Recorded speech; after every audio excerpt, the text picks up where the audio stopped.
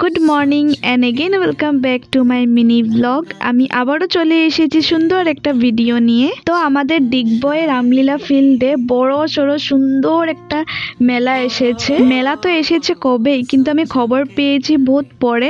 আর যখনই খবর পেয়েছি তার পরের দিনই চলে গিয়েছিলাম মেলা দেখতে। আর মেলাতে গিয়ে ফার্স্টে আমার চোখ পড়েছে হলো এই উলের যে কি চেন বলো, বুফে বলো, এত সুন্দর করে ওরা বানিয়েছে, এত সুন্দর লাগছে দেখতে।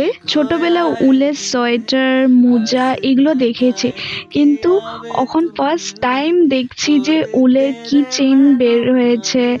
তারপরে উলের একটা আয়নাও কি সুন্দর করে ওরা বানিয়েছে। তার সাথে সাথে বুফেগুলিও কি সুন্দর করে উল দিয়ে বানিয়েছে। ওই যে সাইডের সানফ্লাওয়ারটা দেখতে পারছো, ওইটা আমার এত সুন্দর লাগছিল। আর এবারে মেলাটা এত বড় এসেছে, অ্যাকচুয়ালি ফিল্ডটাও বড় আর মেলাটা এবার বড় সড়ো করে স্পেস দিয়ে বানিয়েছে। আর এইবারে মেলাতে বেশিরভাগ দোকানেই ইয়াররিংস, যেদিকে মাথা ঘোরাচ্ছি ওদিকে ইয়াররিংস। আর আমার ইয়াররিংস দেখে যে মনটা যে কিরকম লাগছিল, মনে হচ্ছে কি সব দোকান থেকে সব যত ইয়াররিংস আছে না সব কিছু নিয়ে নি। আর এখানে দেখো বুদ্ধটা কি সুন্দর লাগছে, আর এত সুন্দর জল পড়ছে।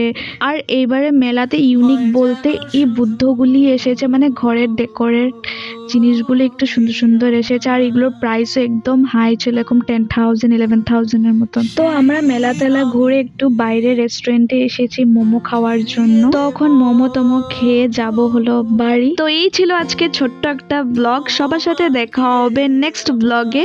তো ততক্ষণের জন্য চলো টাটা।